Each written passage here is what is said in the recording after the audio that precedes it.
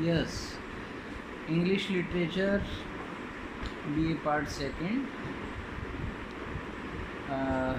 paper first. So you open your books at page number 62 and line number 50. So we have been discussing the text of this poem Ode to the West Wind. Now see.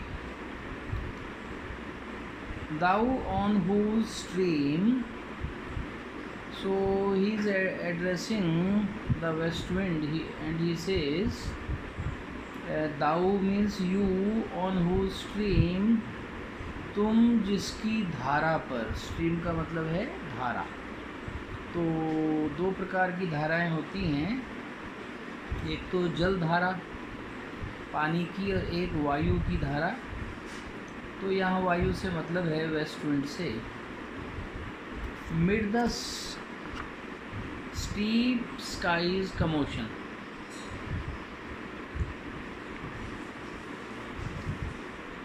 Mid का मतलब है एमिड, amidst के मध्य। The steep का मतलब होता है बिल्कुल खड़ी चढ़ाई को स्टीप कहते हैं। यहाँ आकाश से इसका संबंध है।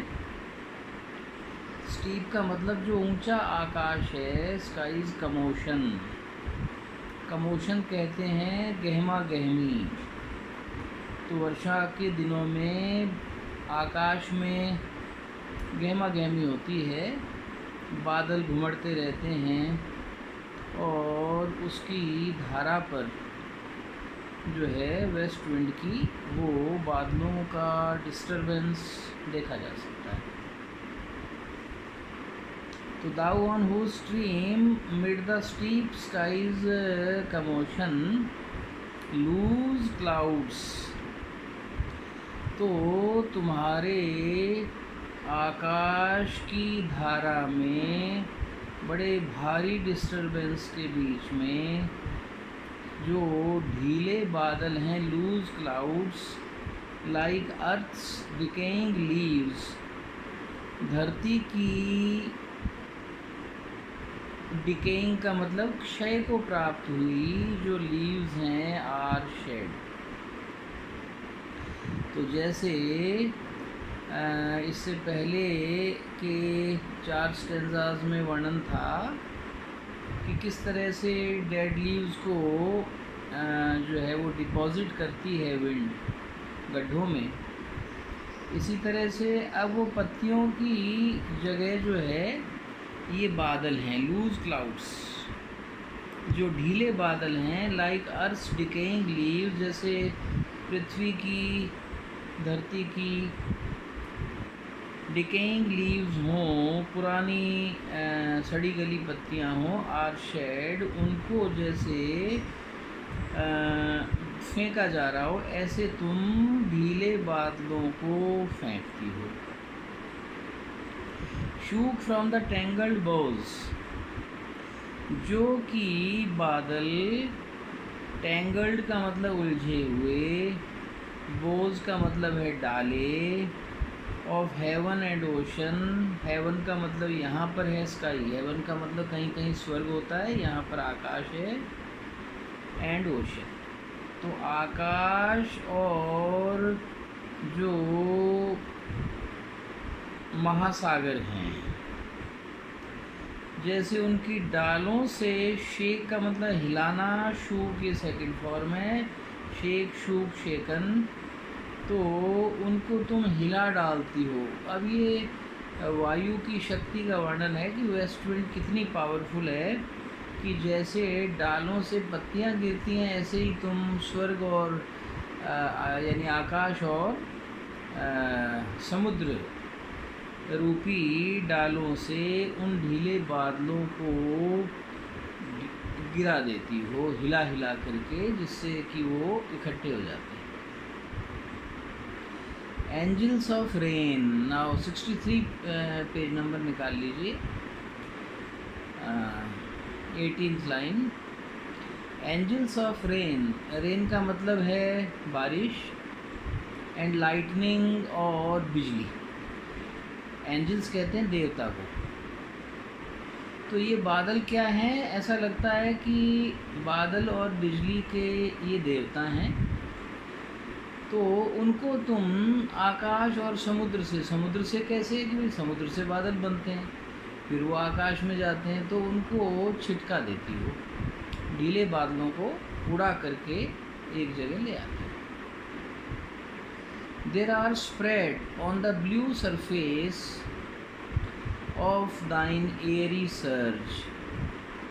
और ये जो एंजल्स हैं वो ऐसे फैल जाते हैं, स्प्रेड मीन्स फैलना, ऑन द ब्लू सरफेस, नीली सतह पर, ऑफ दाइन तुम्हारी, एयरी सर्ज, जो हवा की, सर्ज का भी मतलब यहाँ लहर ही है।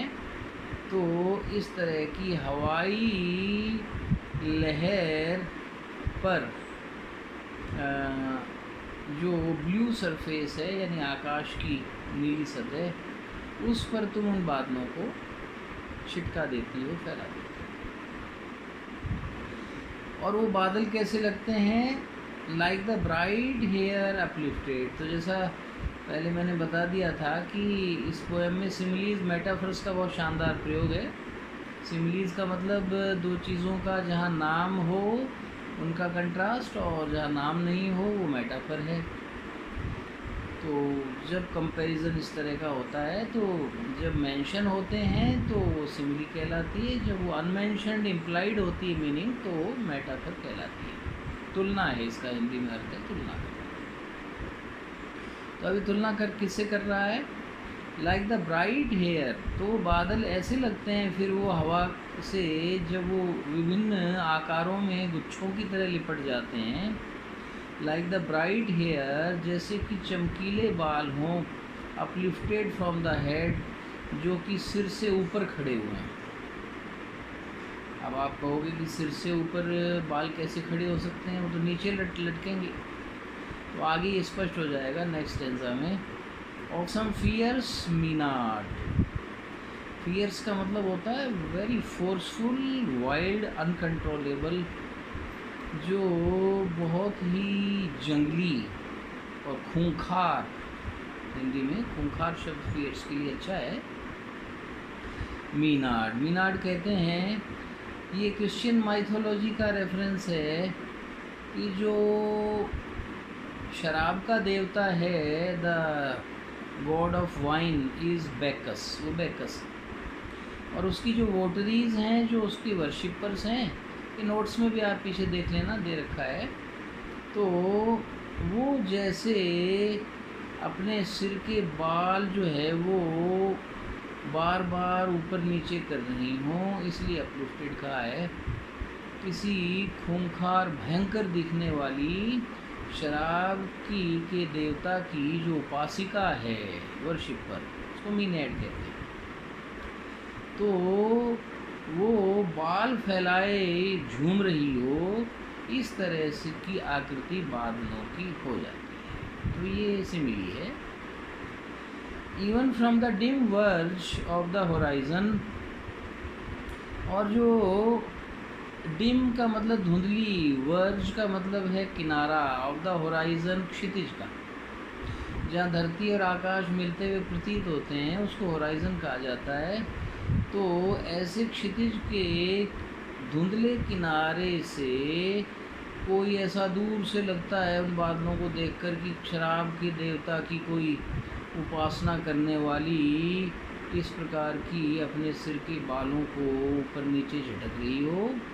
कई बार बहुत भय में, क्रोध में, अथवा किसी आवेश में सिर के बाल सीधे भी खड़े हो सकते हैं।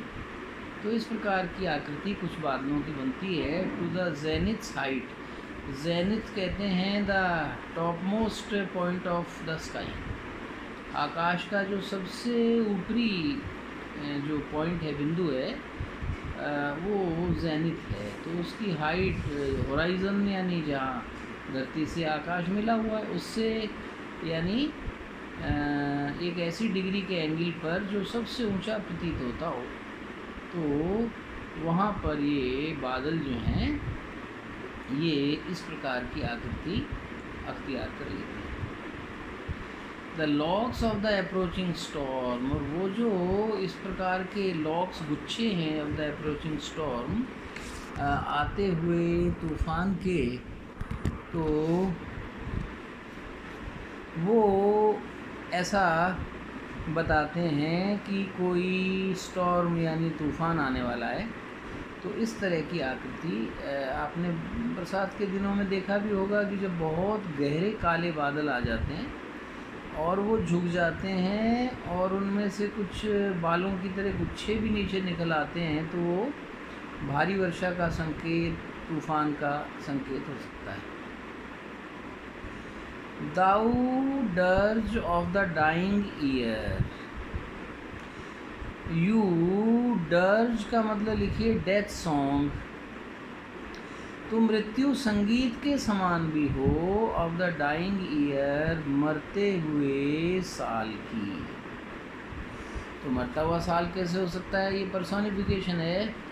तो जैसे कोई प्राणी मरता है, इस तरह से वर्ष भी मर जाता है। अब जैसे अब सितंबर जा रहा है तो मात्र 3 महीने बचेंगे, उसके बाद में भी ये जो 2020 है इट विल डाई, ये समाप्त हो जाएगा और फिर 21 शुरू हो जाएगा। Of the dying year to which this closing night, और जिसके प्रति दिस क्लोजिंग नाइट, ये जो रात्रि है, क्लोज का मतलब है जो घिरती हुई रात है, will be the dome of a vast sepulchre, तो वो एक गुंबद के समान लगती है। Of a vast sepulchre, dome कहते हैं गुंबद को, सेपल्कर कहते हैं एक बहुत बड़ा विशाल भवन का वो हिस्सा जिसमें खम्भे खम्भे खम्भे हों और ऊपर गुंबद नुमा छत हो। तो इस तरह का सीन क्रिएट हो जाता है। Vaulted with all thy congregated might, तो वो जो काले बादल इकट्ठा होते हैं और हवा ऐसा लगता है उनके अंदर प्रवेश करके रुक गई हो, तो बहुत भारी मौसम हो जाता है। कॉन्ग्रीगेटेड माइट का मतलब है जो घनीभूत एकत्र शक्ति है। कई बार देखा होगा आपने, हवा बिल्कुल रुक जाती है, घोर बदली छा जाती है, उसके बाद में फिर तूफ़ानी हवाएं चलती हैं, तो वो कॉन्ग्रीगेटेड माइट इसलिए कहा गया। माइट मीन्स पावर, कॉन्ग्रीगेटेड का मतलब गैदर्ड, वोल्टेड का मतलब है गूंजना, इकोड। तो जैसे वो आकाश ऐसा लगता है जैसे कोई विशाल गुंबद हो और वो तुम्हारी शक्ति से गूंज रहा हो, ऐसे आकाश की आकृति तुम बना देती हो बादलों के द्वारा। Of vapours, congregated might of vapours, vapours का मतलब बूंदें, तो जल की बूंदें घनीभूत इकट्ठी हो जाती हैं, फिर अचानक तड़ातड़ पड़ती। फ्रॉम हुज सॉलिड एटमॉस्फेयर, जिसके ठोस वातावरण से, सॉलिड।